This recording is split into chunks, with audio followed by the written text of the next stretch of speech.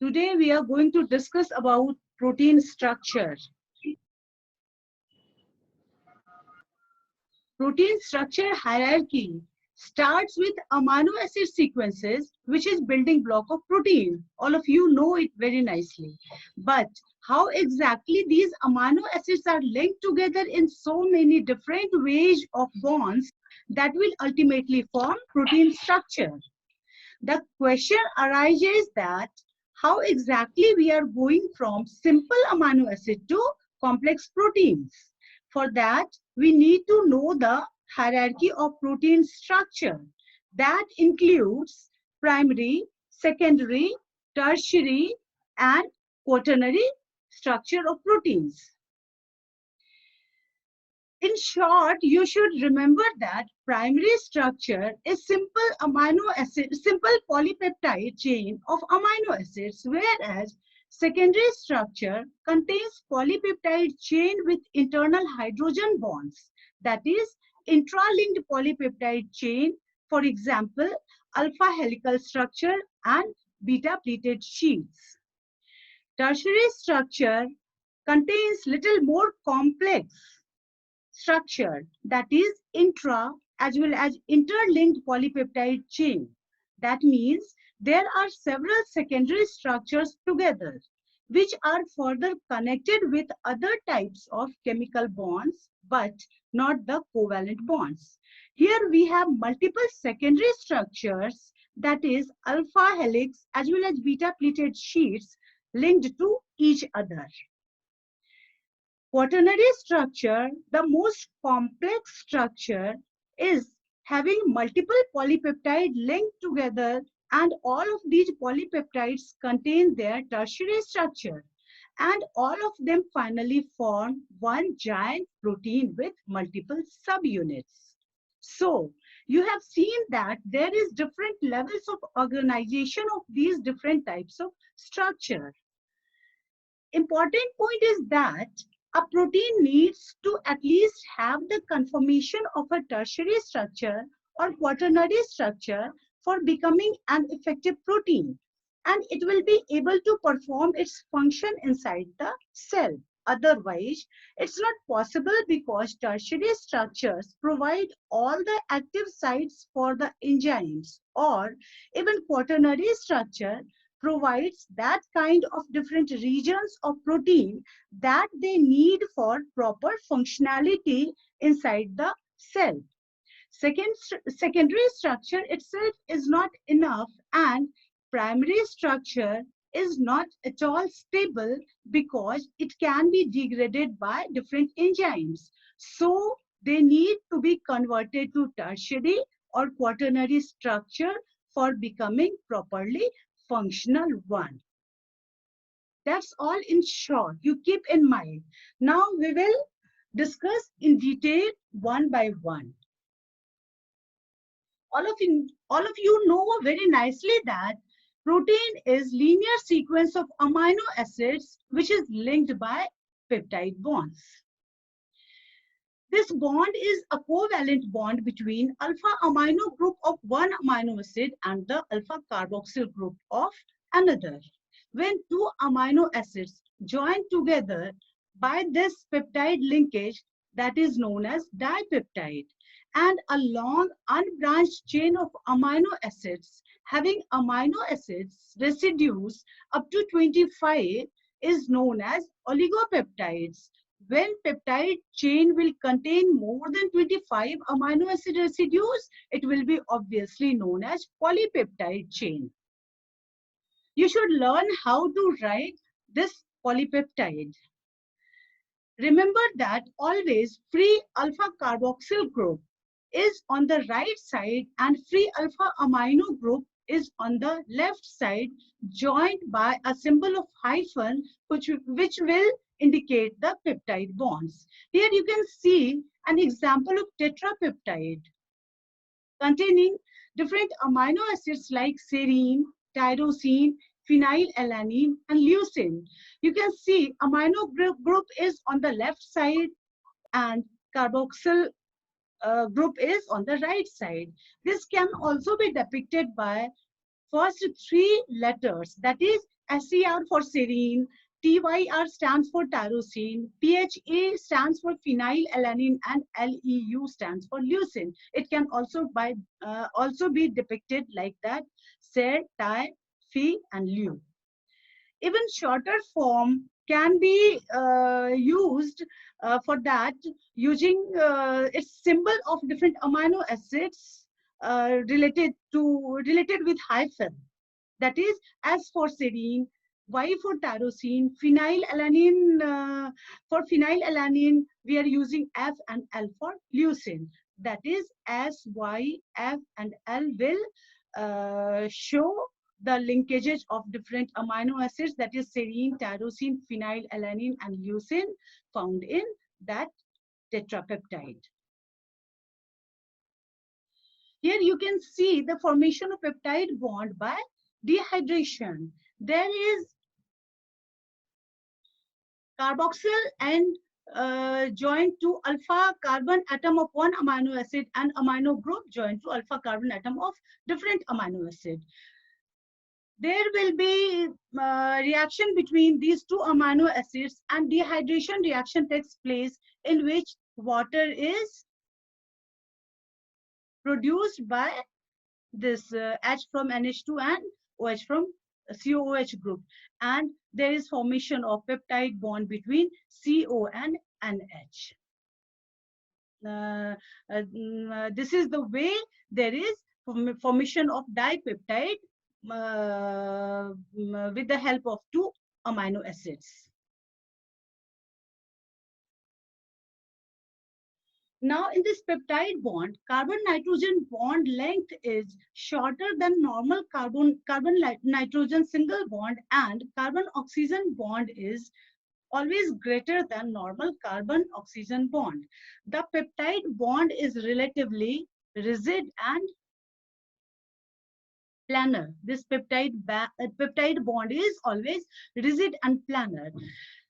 Most important thing, here you can see that there is free rotation takes place about alpha carbon nitrogen and alpha carbon, that is this bond, and alpha carbon carbon bond, permitting adjacent units to be at different angles. These bonds are free to rotation. Hydrogen of amino group is always trans to oxygen of carbonyl group rather than cis, that is they are in the opposite direction, hydrogen group of amino group and oxygen of carbonyl group. This is all about peptide bond. Now, proteins are polymers of amino acids and made up of one or more polypeptide chains. The number and sequence of these amino acids in the protein are different in different proteins and is determined genetically.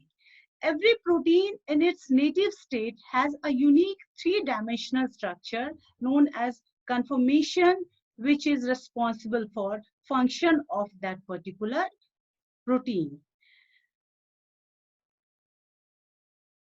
Here you can see 4 orders of protein structure.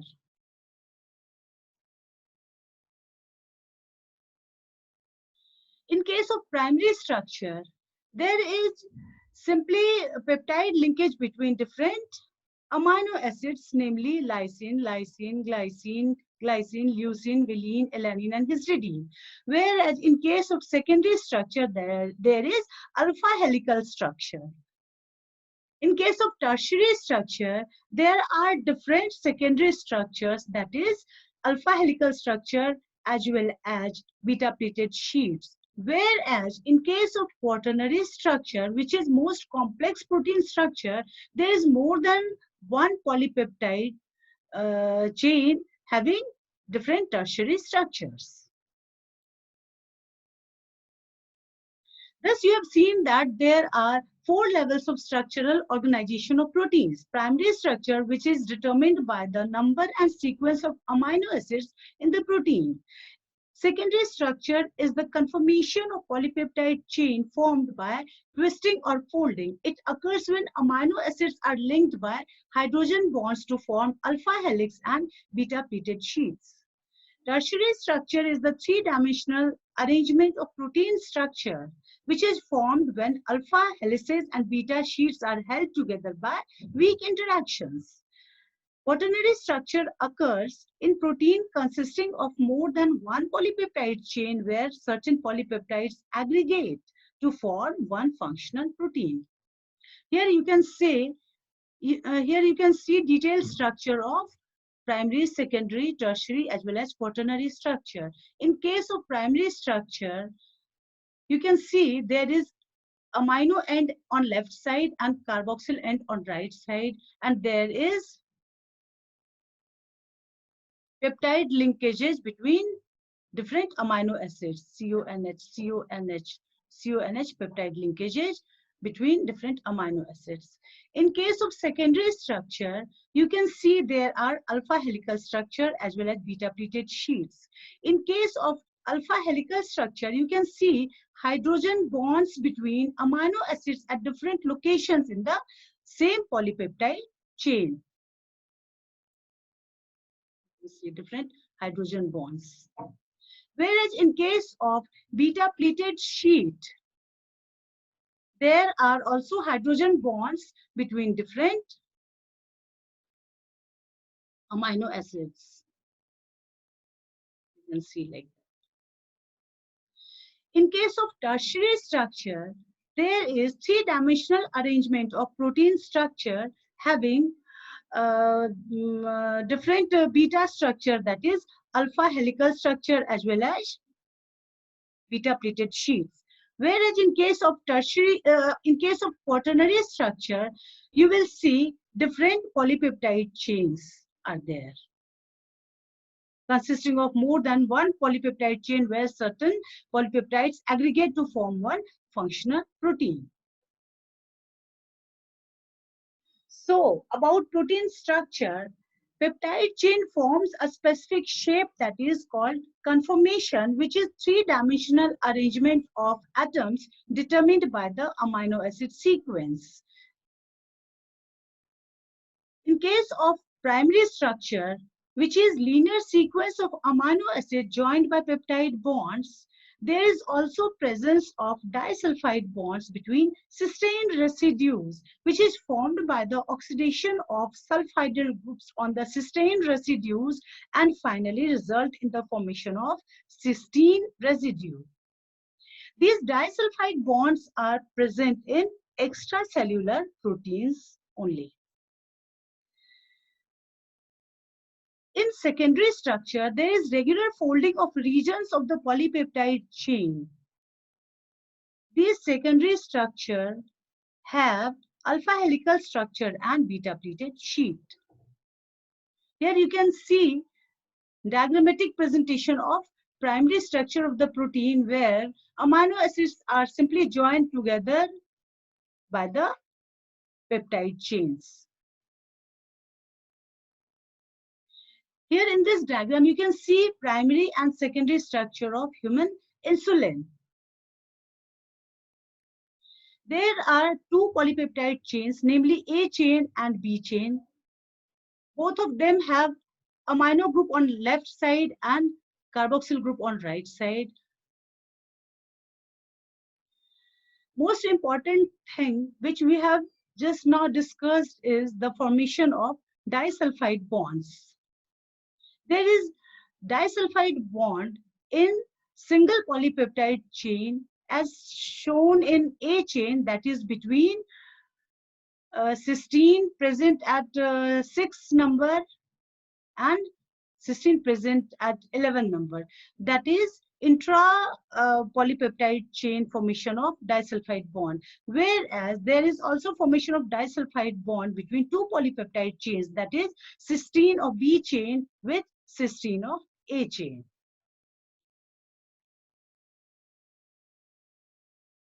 Now let us see alpha helical structure of secondary structure, which is regular helical conformation in a rod shape.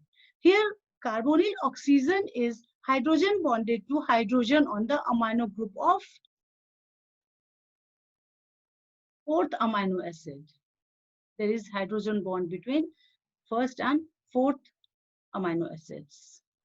There is 3.6 amino acid per turn of the helix, which covers a distance of 0.54 nanometer, and obviously each amino acid residue represents 0.15 nanometer advance along the helix axis.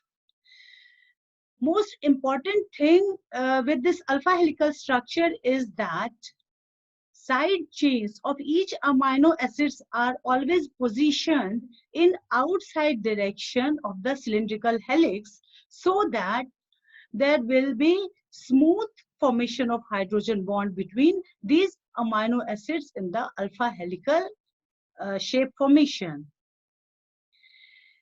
Proline is rarely found in alpha helical regions because it can't form the correct pattern of hydrogen bonds due to lack of a hydrogen atom on its nitrogen atom. That's why proline is found at the end of an alpha helix, which alters the direction of polypeptide chain and terminates the helix.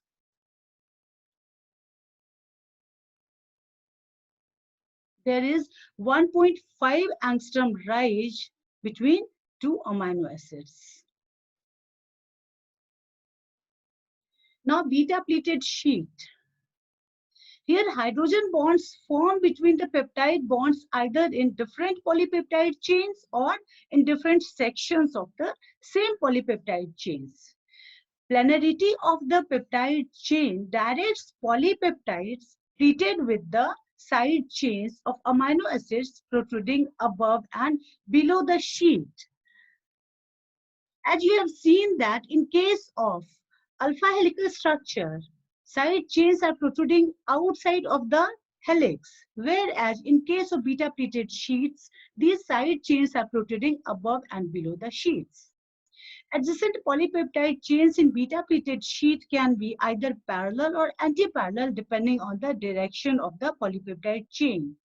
They are always fully extended with a distance of 0.35 nanometer from alpha carbon atom to the next alpha carbon atom.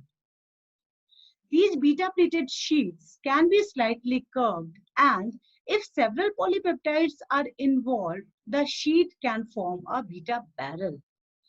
Multiple beta-pleated sheets give strength and rigidity in the structural proteins. For example, in case of silk fibroin, which consists of antiparallel beta sheet stacks.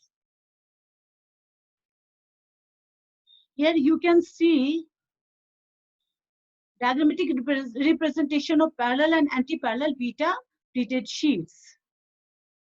Here you can see different polypeptides in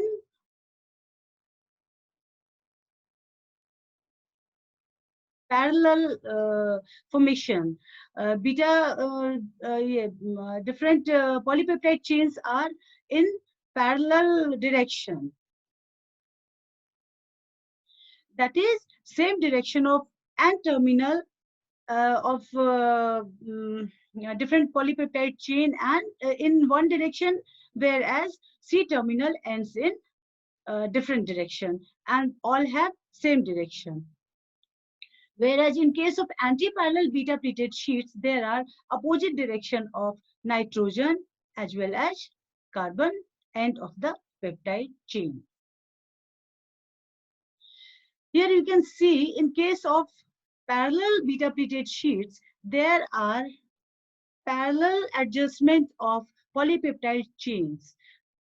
For example, if amino group is on left side of one polypeptide chain, it will be imitated by other polypeptide chain also in the same direction. Whereas in case of anti-parallel beta-pleated sheet, it will be in opposite direction. That is, one polypeptide chain will have amino group in left side, but adjacent polypeptide chain will have amino group on the right side. And in similar way, it will be settled in the anti-parallel direction. Here in this diagram, you can see comparison of alpha helix and beta-pleated sheet. Here there is hydrogen bonds, which is parallel to polypeptide backbones. Whereas in case of beta-pleated sheet, hydrogen bonds are perpendicular to the polypeptide backbones. Here, axial distance between amino acid is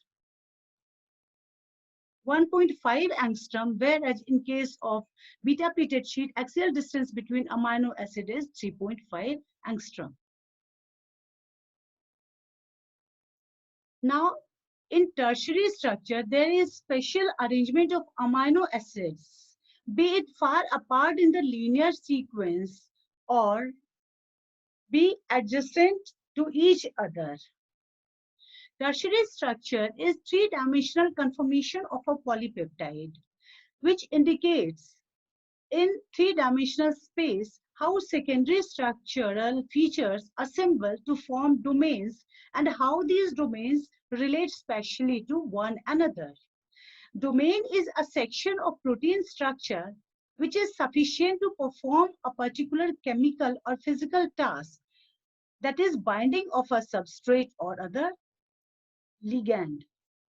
For example, in case of myoglobin, which is a globular protein, polypeptide chain folds spontaneously so that majority of its polar charged side chains are on the surface and majority of its hydrophobic side chains are buried in the interior.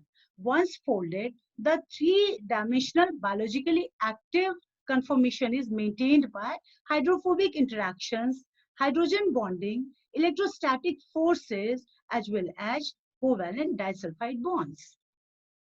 Here you can see the structure of tertiary structure of protein.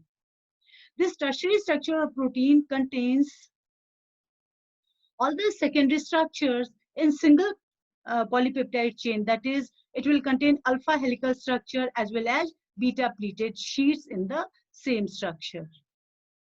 Here also you can see beta sheets as well as alpha helix along with formation of disulfide bonds between cysteine molecules, be it closely associated or far from each other in the polypeptide chain. This is tertiary structure of the protein. Now comes quaternary structure, which is the most complex structure of protein having more than one polypeptide chains. And most important example of this quaternary structure is hemoglobin, where there is special arrangement of the polypeptide subunits and the nature of the interactions between them. These interactions may be covalent links or non-covalent interactions. Here you can see that in case of quaternary structure, there are more than one polypeptide chain. This figure depicts better structure of hemoglobin. There is 4 polypeptide chains associated by non-covalent bonds, that is 2 alpha chains and 2 beta chains. It possesses quaternary structure and each chain have one heme group and so one ferrous iron group, which is responsible for carrying oxygen in the form of oxyhemoglobin. So here we can see the live example of quaternary protein structure, which consists of 4 polypeptide chains. That is 2 pairs of very similar polypeptide chains held together by hydrogen bonds. Each of these 4 polypeptides have tertiary structure and hold one iron-containing organic molecules called heme, which can bind to oxygen molecule.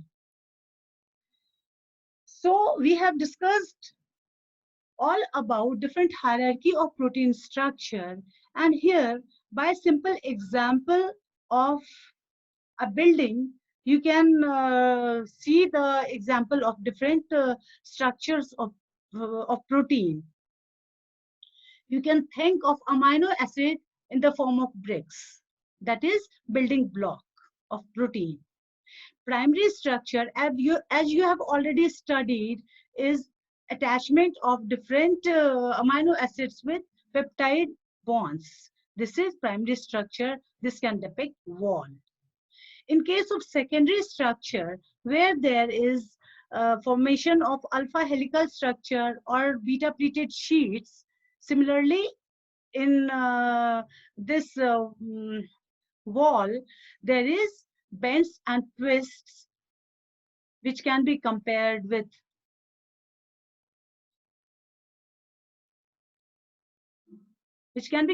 secondary structure of the protein. In case of tertiary structure, there is number of secondary structure in the same polypeptide chain. Similarly, here in case of secondary structure, you can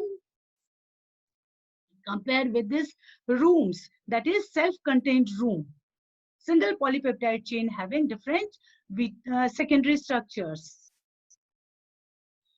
But in case of building, you can compare with this building with quaternary structure having more than one polypeptide chain in the containing all the tertiary structures. Thus, by an example of this building, you can remember all the four structures of protein, that is primary, secondary, tertiary, and quaternary structures very nicely. This is all about primary structure, simple structure of amino acids joined together with peptide bonds. This is secondary structure, that is alpha helical structure and beta pleated sheets. This is tertiary structure and this is quaternary structure. That's all about hierarchy of the protein structure. Thank you. Thank you very much. Thank you, ma'am. Thank you, ma'am.